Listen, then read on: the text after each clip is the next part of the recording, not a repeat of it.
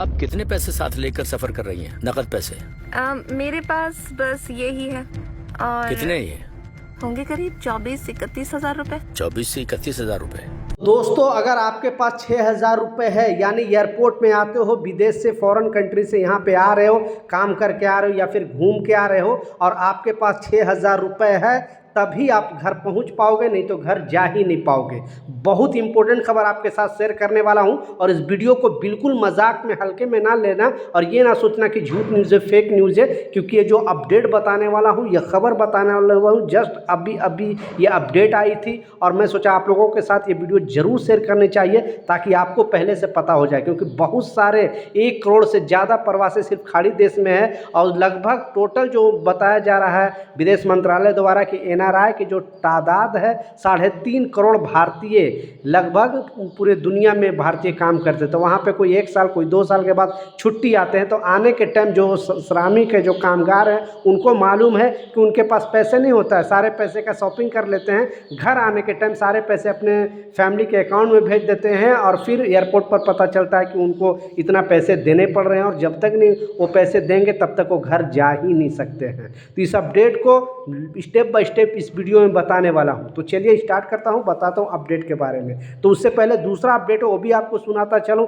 जैसे स्टार्टिंग के क्लिप में मैंने आपको दिखाया, क्योंकि एक खबर को इस पोस्ट किया गया है बेसिकली एक्स अकाउंट पे और बताया गया कि हर कंट्री में, बहुत सारे कंट्री में अगर आप ट्रैवल करते हो तो कैश ले जाने की एक लिमिटेशन होती है, एक लिमिट होती है। तो ज़्यादातर जो लिमिट है लगभग $3,000 है। अगर आप दुनिया के किसी भी कंट्री में जा रहे हो, आप इंडियन मनी से एक्सचेंज कर लो, देख सकते हो $3,000 जो है, अभी $1 का जो रेट है लगभग 90-91 रुपये चल रहा है। तो आप समझ लो, वही हिसाब से अंदाज़ा लगा सकते हो कि कितना लेकर ट्रैवल कर सकते हो किसी भी कंट्री के लिए। एक एग्जाम्पल है, बाकी थोड़ा थोड़ा कंट्री में थोड़ा डिफरेंट है। आप जिस कंट्री में ट्रैवल करते हो वहाँ की स्थिति देख लेना कि हम कितना कैश लेकर ट्रैवल कर सकते हैं, क्योंकि बहुत सारे लोगों को रोका जाता है, बहुत सारे लोगों को जुर्माना भी भरना पड़ सकता है।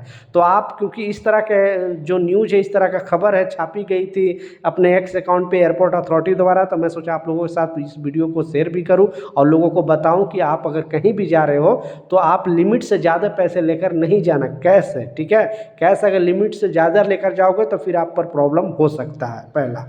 दूसरा जो इम्पोर्टेंट अपडेट है, बहुत सारे लोग मुझे कमेंट करके पूछ रहे थे जो खाड़ी देश में सूरत हाल चल रहा था, अभी प्रेजेंट टाइम में क्या है। तो अभी प्रेजेंट टाइम में नॉर्मल स्थिति है और सारे फ्लाइट जो है ओपन हो गए हैं। आप ओमान जाना चाहते हो जा सकते हो, कतर, बहरीन, सऊदी, दुबई, कहीं पर भी जाना चाहते हो आप जा सकते हो, नो प्रॉब्लम, ठीक है। लेकिन पहले क्या हुआ था आपको पता है कि एयर स्पेस बंद हो गया था, बहुत सारे फ्लाइट जो है कैंसिल हो गए थे, बहुत सारे फ्लाइट जा नहीं रहे थे, इस वजह से अभी तक लोग डरे हुए, सहमे हुए हैं। तो आप अगर छुट्टी आए हो वहाँ से तो आप बेधड़क जा सकते हो, वापस जा सकते हो। वहाँ काम वगैरह भी जैसे पहले था स्टार्ट, उस तरह से स्टार्ट हो चुका है। लेकिन मटेरियल इशू के वजह से बहुत सारे जैसे कंस्ट्रक्शन कंपनी है, बहुत सारे इंडियन कंपनी है, वो थोड़ा काम स्लो चल रहा है।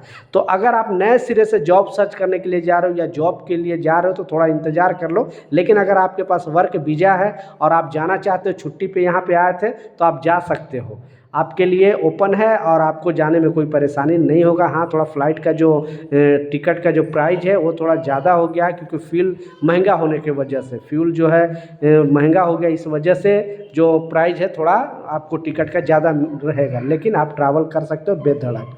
लास्ट जो सबसे इम्पोर्टेंट अपडेट है, बहुत बड़ी खबर सामने आ रही है, आपने बिल्कुल टाइटल और थंबनेल में सच पढ़ा है कि अगर आप ट्रैवल करके आते हो तो जब तक नहीं आप 6,000 रुपये दोगे तब तक आप ट्रैवल कर नहीं सकते हो, क्योंकि इस तरह का मामले सामने आ रहे हैं। आप दुनिया के किसी भी कंट्री से अगर आ रहे हो इंडिया, तो इस अपडेट को, इस खबर को ध्यान से सुनना। और ज़्यादातर हमारे श्रमिक भाई जो गल्फ़ कंट्री से आते हैं, Oman, Qatar, Saudi, Bahrain, Dubai, या फिर आप यूरोपियन कंट्री से आ रहे हो, कनाडा से जा रहे हो, यूके से आ रहे हो, यूएस से आ रहे हो, तो बहुत सारे जो लोग हैं वहाँ पे काम करने के लिए जाते हैं, जॉब करने के लिए जाते हैं, 1 साल 2 साल पे यहाँ पे छुट्टी मनाने के पद से यहाँ पे आते हैं। और जब वहाँ से आते हैं तो जो लोग श्रमिक हैं उनको ये चीज़ पता है कि जो भी सब पैसे मिलता है लास्ट आने के टाइम वो सारे पैसे के शॉपिंग कर लेते हैं और जो पैसे बचता है अपने फैमिली के अकाउंट में यहाँ पे डाल देते हैं पैसे, अपने जो भी है वाइफ है या फिर आपका जो भी फैमिली मेम्बर उनके अकाउंट में डाल देता है और आपके हाथ में उतना ज़्यादा पैसे रहते नहीं हैं। और फिर पता पता चलता है कि आपको घर जाने के लिए कम से कम इतना पैसे होना ही चाहिए, तभी आप घर जा सकते हो। उस टाइम आपको बहुत बड़ा झटका लगेगा, दूसरे की मदद लेना पड़ सकता है, घर से पैसे मंगाना पड़ सकता है। तो पहले ये अपडेट ध्यान से सुनना, क्योंकि इस तरह का मामले आ रहे हैं, इसलिए मैं आपको इस वीडियो के माध्यम से, इस न्यूज़ के माध्यम से बताने की कोशिश कर रहा हूँ। ये जो खबर आ रही है बेसिकली दुनिया के किसी भी कंट्री से, अगर आप न्यू मुंबई एयरपोर्ट पर आ रहे हो, आपको मालूम है कि जब से न्यू मुंबई एयरपोर्ट बना है और बहुत बड़ा एयरपोर्ट बना है, बहुत अच्छा एयरपोर्ट बना है, तो बहुत सारे लोगों को शौक है कि हम न्यू मुंबई एयरपोर्ट पर आएँ और वहाँ आने के बाद जो अभी प्रॉब्लम हो रहा है वो सुने। न्यू मुंबई इंटरनेशनल एयरपोर्ट से अंतर्राष्ट्रीय उड़ान की शुरुआत की तैयारी जोर पर है, लेकिन यह उतरने वाले यात्रियों के लिए एक बड़ा मतलब प्रॉब्लम का सामना करना पड़ रहा है। वहाँ पे जो है आपको लगभग घर पहुँचने के लिए टैक्सी वाले जो किराया मांग रहे हैं वो लगभग 6,000 रुपये तक किराया मांग रहे हैं। यात्री के मुताबिक एयरपोर्ट पर कैब लेने के लिए उन्होंने 30 से 40 मिनट तक इंतज़ार करना पड़ रहा है। और इतना ही नहीं, कई मामले में तो यात्रियों से 5 से 6,000 रुपये तक वसूले जा रहे हैं। एयरपोर्ट से बाहर निकलने के बाद अगर आप टैक्सी करते हो, ऑटो करते हो, तो आपसे 5 से 6,000 रुपये तक आपको किराया देना पड़ सकता है। और जो सबसे बड़ा मसला है, क्योंकि इसमें जो बताया जा रहा है कि ऐप के लिए आधारित सेवाओं जैसे ओला और उबर भी यात्रियों को राहत नहीं दे पा रहे हैं। यात्रियों ने जो है वहाँ पे सबसे बड़ा प्रॉब्लम बताया जा रहा है नेटवर्क की समस्या, यानी एयरपोर्ट के शुरुआत संचालन के दौरान मोबाइल नेटवर्क की कमी भी समस्या रही।